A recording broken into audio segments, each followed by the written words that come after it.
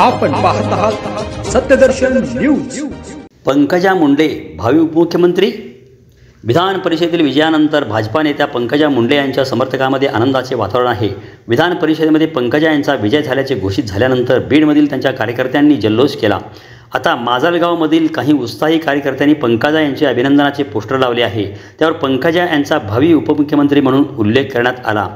भाजपाच्या राष्ट्रीय सचिव तथा भावी उपमुख्यमंत्री माननीय पंकजाताई मुंडे यांचे हार्दिक अभिनंदन असे लिहित माजलगावमध्ये पंकजा यांना कार्यकर्त्यांनी शुभेच्छा दिल्या आहेत। माजलगावच्या पंकजा समर्थकांकडून ही बॅनरबाजी करण्यात आली आहे। या बॅनरची राजकीय वर्तुळात चर्चा सुरू झाली आहे। भाजपाने विधान परिषदेच्या निवडणुकीसाठी 5 उमेदवार रिंगणात उतरवले होते। त्यात पंकजा यांचा देखील समावेश होता। त्यामध्ये पंकजा यांचा 26 मतांनी विजय झाला आहे। त्या नुकत्याच झालेल्या लोकसभेच्या निवडणुकीत पराभूत झाल्या होत्या।